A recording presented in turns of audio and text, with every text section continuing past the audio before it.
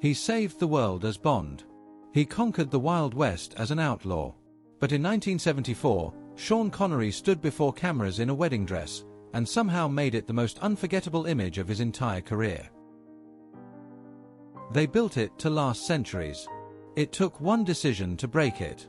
When Austria-Hungary blew the Drina Bridge in 1914, they didn't just destroy stone and steel, they shattered the last fragile thread holding a continent together. Their crime? Showing their legs at the beach. In 1922 Chicago, 2 women were hauled away in handcuffs, not for violence, not for theft, but for daring to wear a bathing suit. Freedom, it turned out, had a dress code. 3,000 years of silence, and the colors never faded.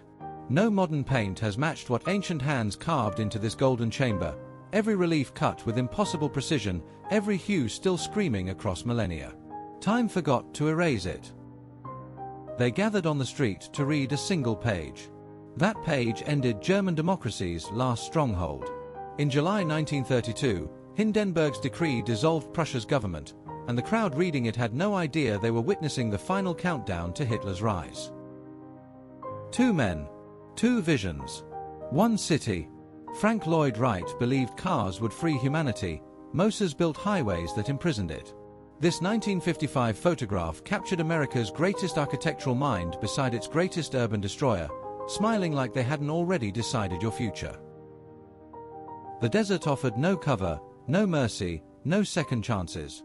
One by one, they clawed off the sand at Medellin, Kitty Hawks of 112 Squadron, roaring toward a North African sky where every mission was a negotiation with death.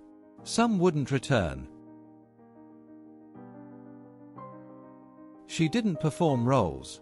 She devoured them. In 1878, Sarah Bernhardt became Donna Soul so completely that audiences forgot they were watching a play. That photograph doesn't show an actress in costume. It shows a woman who made theater bow at her feet. No rank, no regiment. Just a boy with a rifle and a war that had no business finding him. Scout Alexei Frolchenko stared into the lens like he already knew what the front would cost him. Before the war swallowed everything, there were flower girls at the White House. 2 small girls, dressed in white, holding blooms at Eleanor Wilson's wedding, May 1914. In 3 months, the world those flowers represented would be gone forever. She hadn't found her body yet.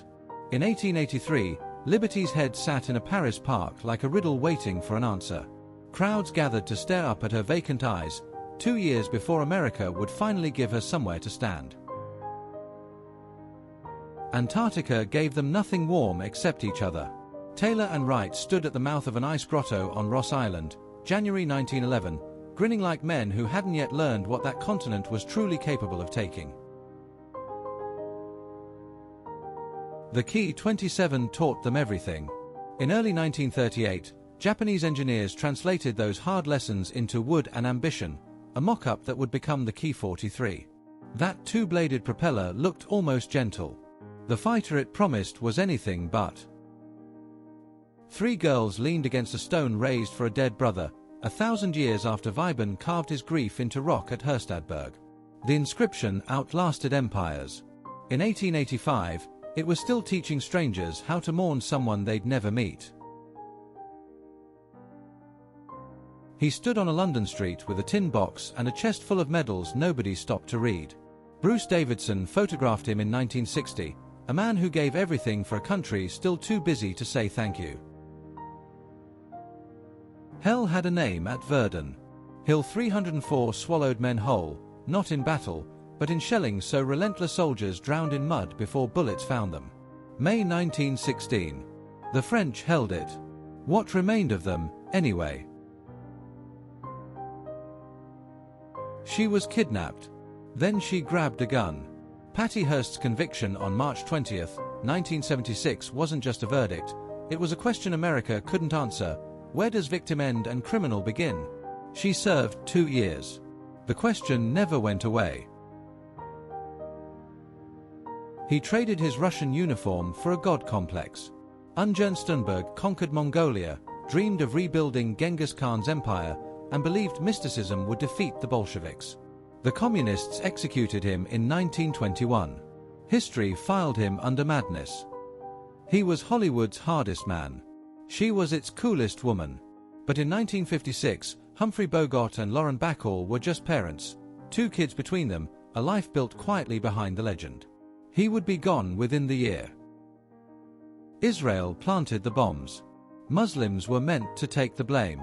In 1954, Egyptian Jews recruited by Israeli intelligence targeted American and British buildings in Cairo, not to destroy them, but to destroy trust.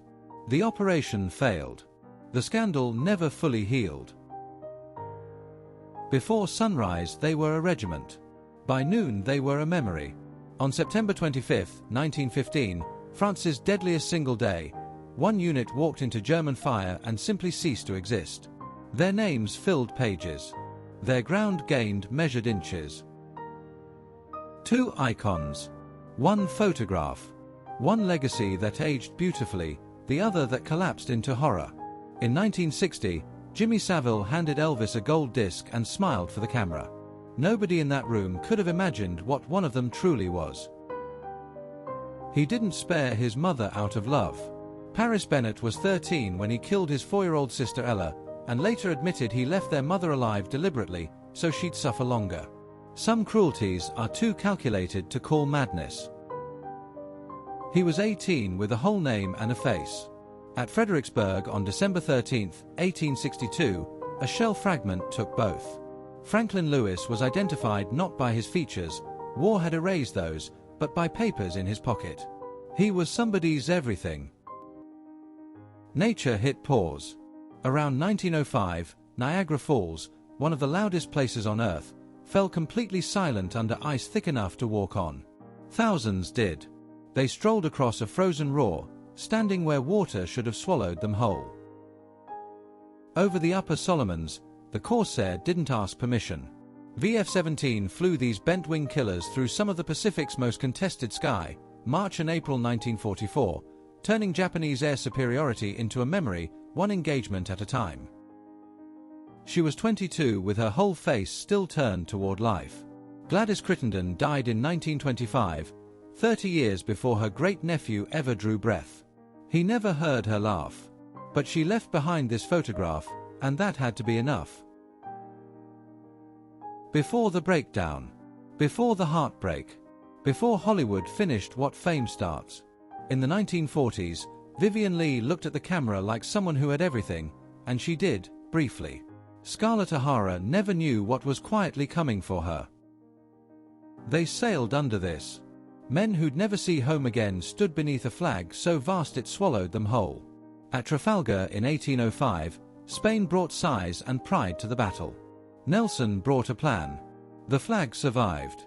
The fleet didn't. They were ambitious, hungry, and 30 years from their most consequential damage. In 1975, Cheney and Rumsfeld helped gut Ford's cabinet in a single night. Washington called it the Halloween Massacre. History would remember both men for far darker work ahead.